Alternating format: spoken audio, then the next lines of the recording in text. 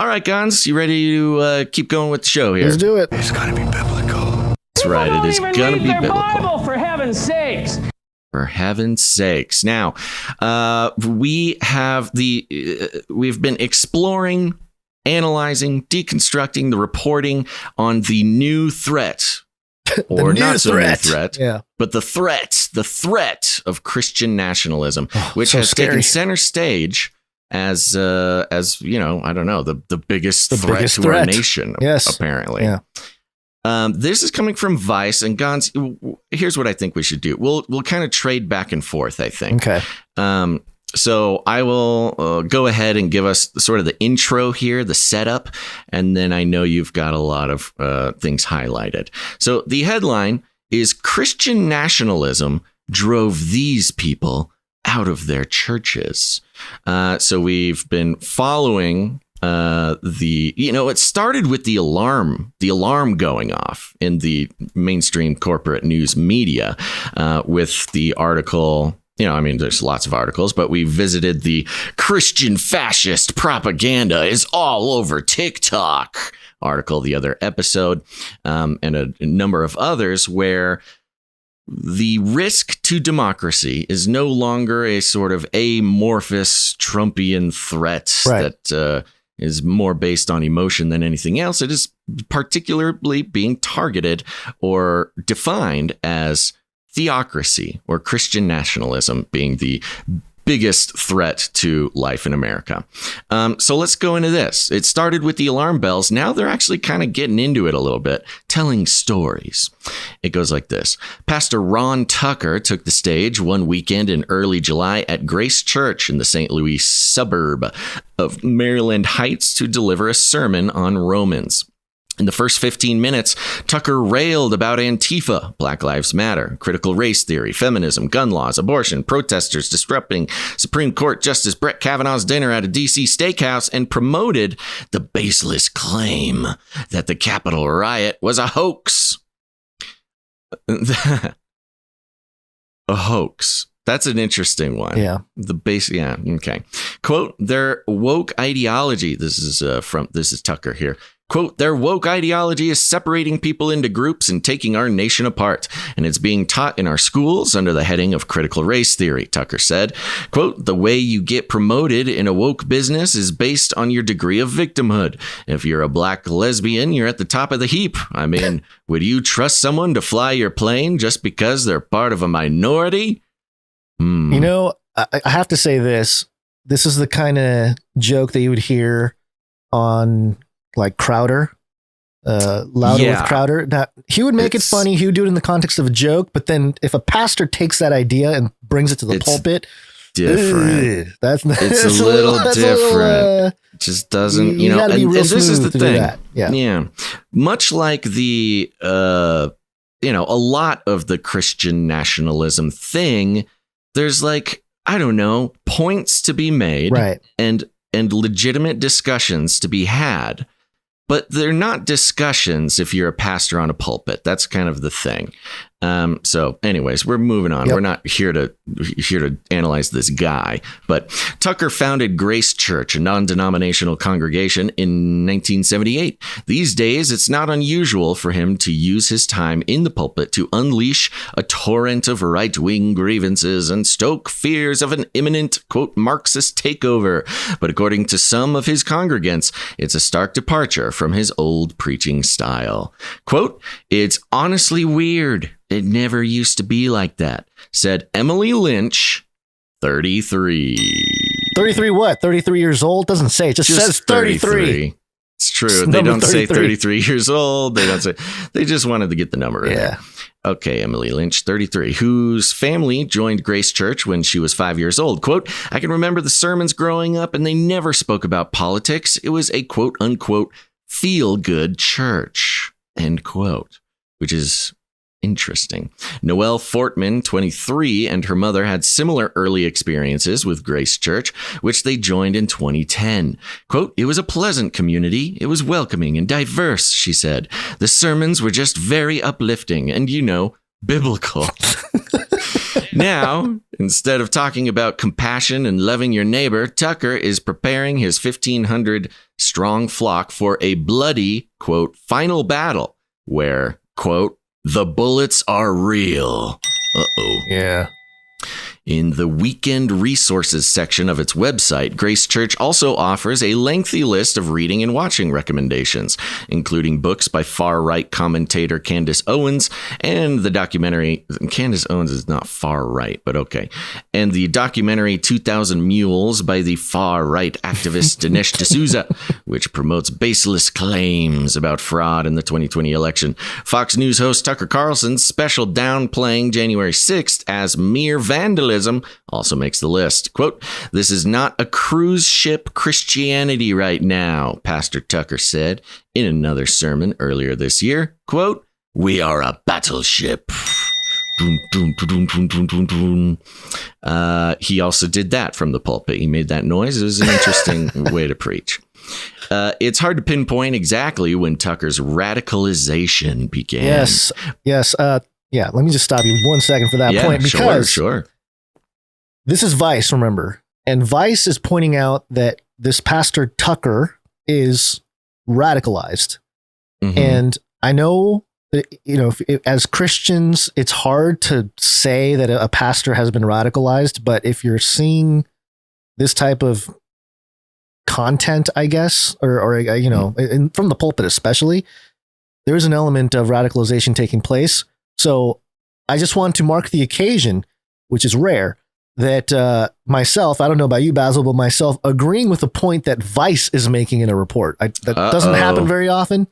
Uh-oh. Now here's where I will full commie, everybody. Yeah, California, get into my head. Uh-huh. Yeah, They finally got the weather has been so nice recently down here, and everyone's been complaining about how hot it is in the rest of the world. The commie weather is great. That's how they get you. But here's where I differ and I think just us as a community here, I think where we differ from Vice in terms of where we're coming from is, please tell me how we are different than Vice News. So with Vice, as we'll see more and more, it's about Trump. It's about this division in America of painting everybody as all the Republicans as these radical extremists that are violent and have guns, and that whole deal.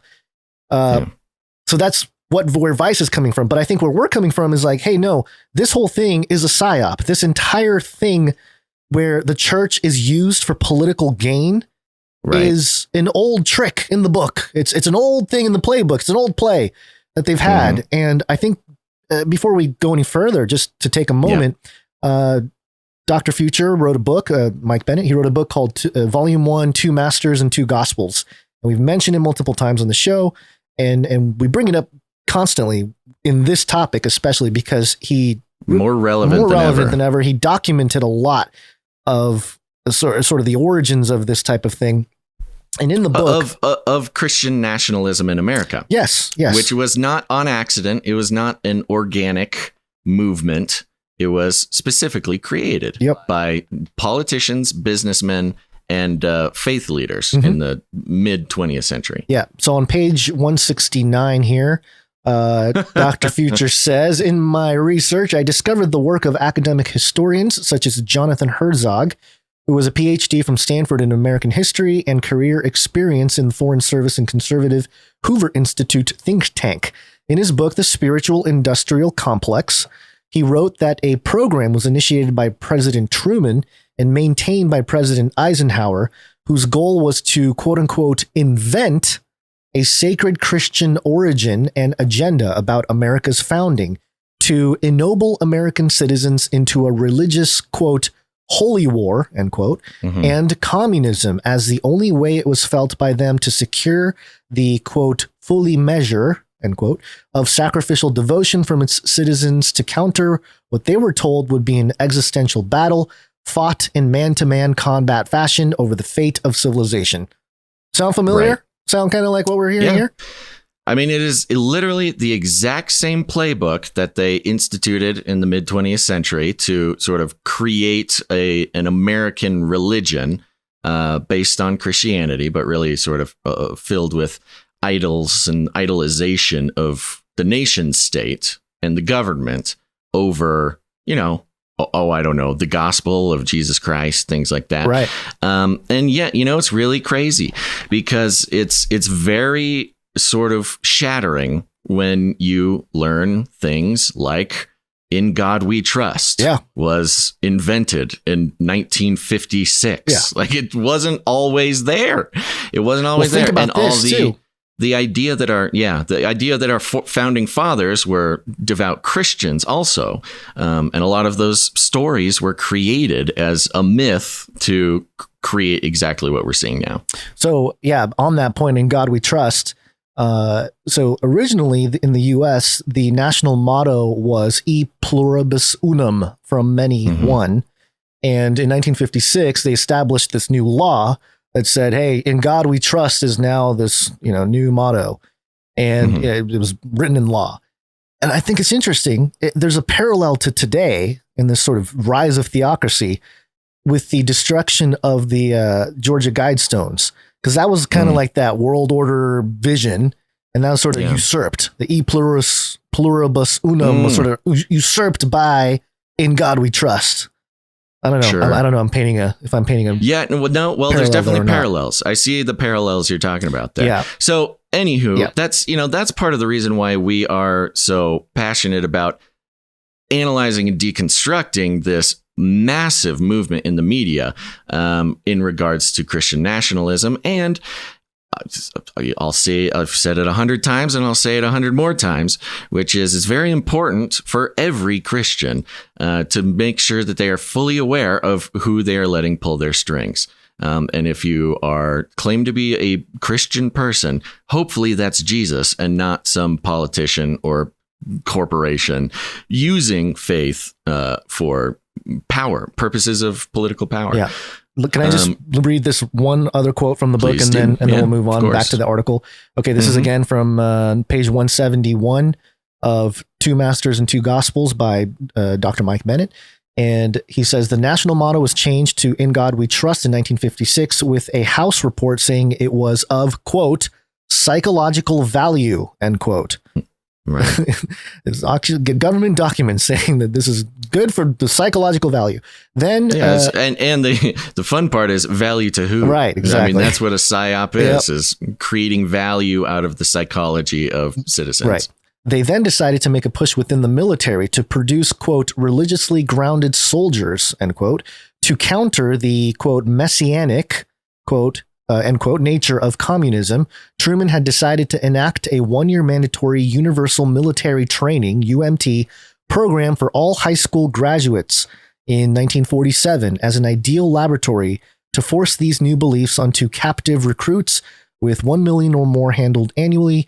He began a pilot program connected to this in 1947 at Fort Knox, Kentucky, where, quote, "military leaders can engineer a generation of patriotic, virtuous, cold warriors," end quote, or holy warrior, Mujahideen. So, I mean, this is happening. This blueprint has worked in other countries, obviously. In Islam, it has worked in the Middle East to radicalize and weaponize and do all that. And same exact things. I mean, you got to have sort of conflict to have a business for the military-industrial complex. It also fits into the concept of the network state, which we did a breakdown on a few episodes ago. Sorry, if you're new to the show, there's a couple things to catch up on. But okay, let's keep going, and then we can jump around a little bit. Almost done with the sort of story here. It's hard to pinpoint exactly when Tucker's radicalization began. By the way, I saw some people in the chat. This is not Tucker Carlson. This is Ron Tucker or something. Different guy. But Fortman said she first started noticing politics creeping into his sermons around the beginning of Donald Trump's presidency. Initially, she said it was easy to shrug off. Tucker was a trusted pastor and had been a consistent voice in her life for years. Plus, she and her mom weren't that involved in the church community itself. They came for the Bible stories and the concert quality music performances. This is the same person who called it a feel-good church. I mean, this is funny. I mean, the transformation is notable here. Yeah. I don't have too much to say about it, but the transformation is notable because if you're in the church world, to hear this person describe the church before he turned into this.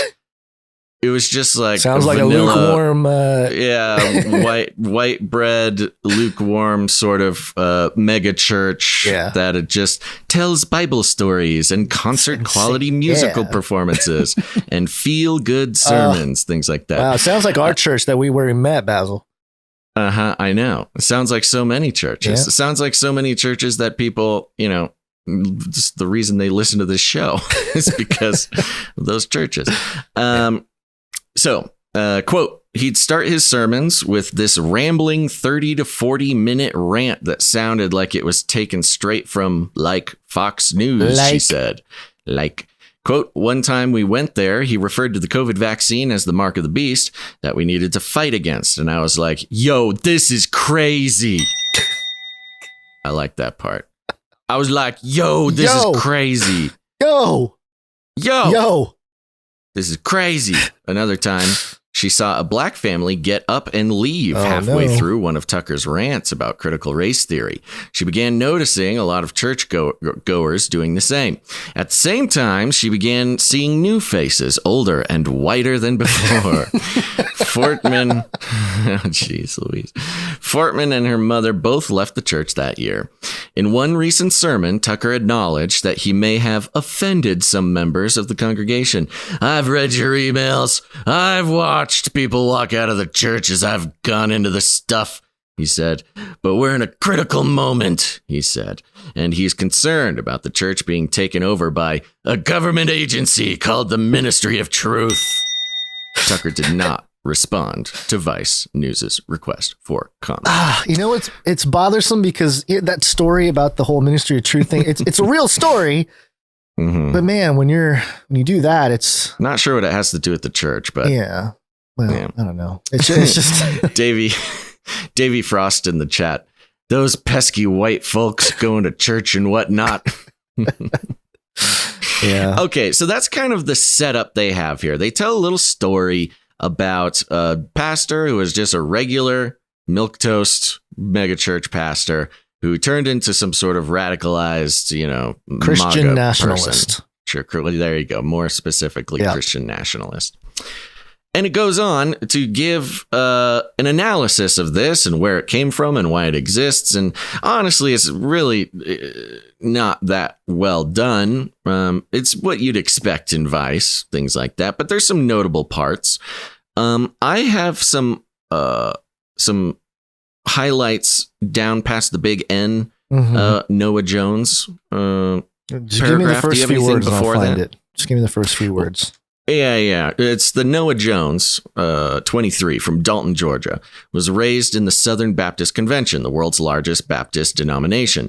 Jones said he was on track to become a preacher and served as a youth pastor for a stint and as an assistant choir director. He also voted for Trump in 2016. Always relevant. They always make sure to say that, don't they? Jones loved and still loves the stories from the Bible. The stories from the Bible, guns. Still loves them. Bible stories, love them. But when preachers started sprinkling in references to Trump while talking about those stories, he felt like something wasn't right. He became increasingly concerned that church leadership was cherry-picking scripture to make political points or to promote lawmakers like Trump or Georgia Representative Marjorie Taylor Greene. Yeah, they drag her into all of this, huh? I would love to hear some scripture to make political points for Trump or Marjorie Taylor Greene. Quote, I began seeing the way those stories were interpreted and being used almost as a means to, and I don't say this lightly, but to control people, Jones said. Ooh, no kidding. And this was an interesting example because, the point that they do make, and I think they make it really well, is that the Christian nationalism that they are talking about, and that we've seen exemplified in sort of a really intense version with the video we played last episode. Yeah.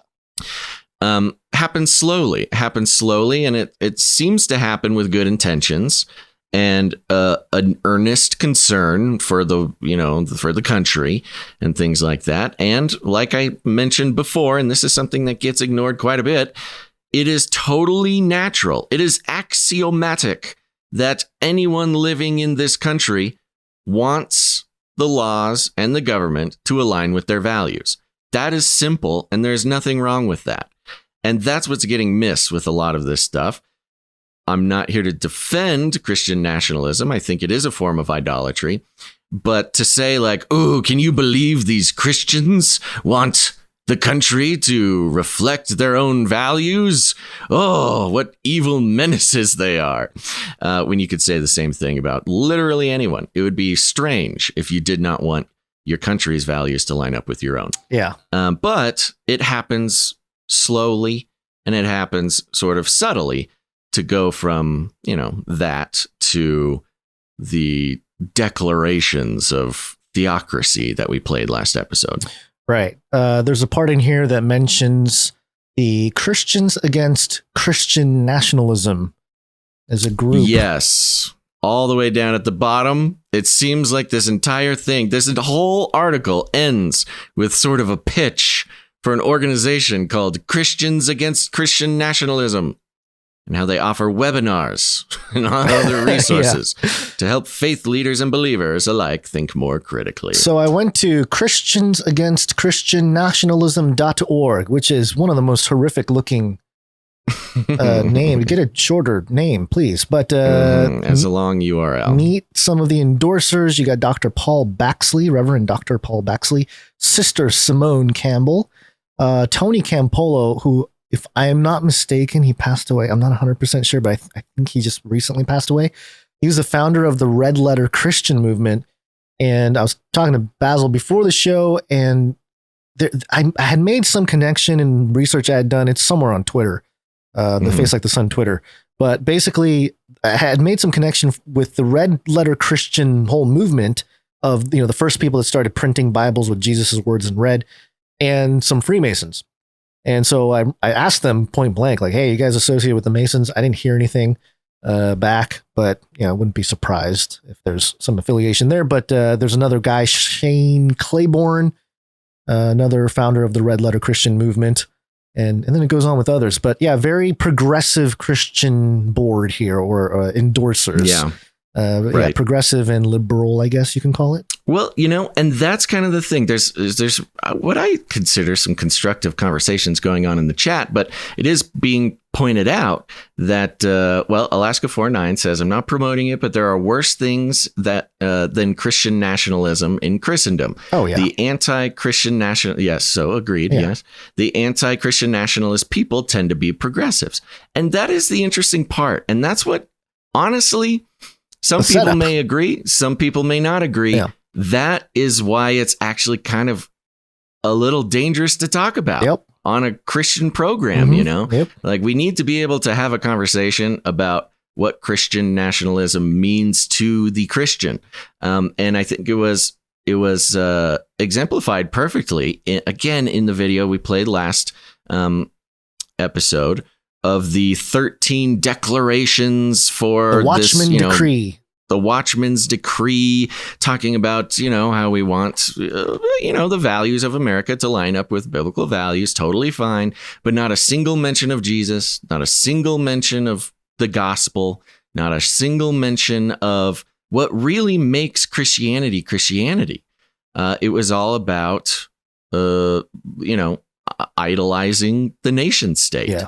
And, in the conversation of the network state that we talked about, which is sort of this now more academically accepted word for the weird part of history we're moving into, that nation, like citizenry won't be in a geographical nation state anymore. Right. It'll be networks of people, which can take so many different forms. Yeah. But, it's almost like whatever principality of the nation state, exists, whether it be literal or allegorical, I don't know exactly. But if there is a principality of the nation state, it is scared, and it is acting in a way to defend itself against some future. I heard, and I don't have the source. I apologize. I might be able to find it in the future, but I was listening to something this morning or yesterday, of an interview of a gentleman who's a sociological study, something or other. Mhm. And they mentioned something really interesting. They said that we're going to see a sort of technological globalism continue to boom, while in the physical world, we're going to see a retreat to the more nationalism type of thing. We're regressing kind of in the physical world, but then the digital, we're going to progress or something. And it sort of made sense because I was thinking the other day too, that, with all this stuff changing and tearing down, it feels like oh my gosh, buddy, what is the deal? Oh, we got a puppy. Yeah, we got a puppy. Yeah, train of thought gets lost when I have dogs in my ear. It's okay. If it helps, I'm sorry. I wish I could help you. No. But I just need to think and I can get it. Okay. Would you like me to inspire your... Yes, go ahead. Please do. Your thought process? Yeah. Okay. So I'm going to the paragraph about the the flags and things. This was something that's just so we can pick on Vice for a second. Right.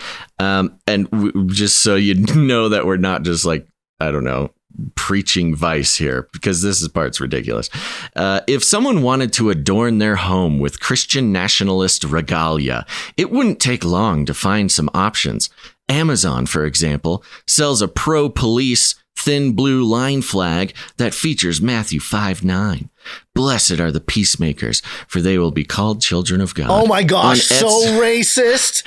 So thin blue line racist. with a Bible verse on it. Dude, Christian nationalism. Yo, that's crazy. That's so racist. On Etsy, there's a t-shirt. This sounds like a shirt I actually want. On Etsy, there's a t-shirt that features a truck, an eagle, a cross, and an American flag with the words, Jesus, take the wheel. That's their example racist. Of like... Yo, I can't believe it. It's not even racist. It's just Christian nationalist talisman or something that they're trying to like spook the liberals of Vice. And like, can you believe it? There's a truck, an eagle, a cross, American flag, and it says, Jesus, take the wheel. Christian nationalism, baby. Theocracy. There's another t-shirt offered by a custom shirt company that depicts Jesus in a suit and a Trump-esque red tie standing before the American flags and the words, Jesus for president. It's precisely these types of small examples of Christian nationalism that concern Amanda Tyler and her allies with Christians against Christian nationalism. Quote, Christian nationalism leads to idolatry, worship of the nation over worship of God, she told Vice News. Quote, it confuses religious authority with political authority and leads people to abandon their theological convictions in service of nationalism. Now, that quote is a pretty good quote, and that is the problem that we have with the movement. But wearing a Jesus for President shirt where Jesus is dressed up like President Trump is such a ludicrous Hey, look at him wearing visual. That shirt with Jesus looking like Trump. Be careful, he's gonna shoot you. No, I mean that's what they're saying. That's what makes this so confusing of an article, because I agree with this woman. You know, we got to make sure to not confuse religious authority with political authority and like idolatry of the nation state and things like that. That has been something we talked about forever. But I think what matters to fear someone wearing a shirt that has a truck, an eagle, and a cross, and an American flag, and it says Jesus take the wheel, and turn that into some sort of ghoulish, macabre signal of theocratic ideology is a little much. Yeah, terrorist. This terrorist gear. Which, by the way, there's a theme throughout this. Later on, I'll show you some terrorist gear. I'm sure you will. I'm joking. But I think it matters here who gets to say it. Like, yes, we agree with this point, but no, they're not quoting us, right? Vice isn't quoting people like us. They're quoting a very specific. That's a great point. These are the people who are leaving because they want to be. Well, in the this particular person was for the Christian. What is it? The Christians against Christian nationalism, which are progressive, liberal leaning Christians. So them making the point, yeah, they're allowed to make the point and be quoted in Vice and so on, because they're sort of presented as this is the Christianity you want. That's safe and not going to be subject to nationalism. See, that's the sad part about it too, because all the quote unquote good examples of Christianity that they give in this article is pure entertainment Christianity, basically. Yeah. Go for the good music, hear a nice Bible story, and then love your neighbor, and then that's it. There is an in between. So that's what we're hoping to find here.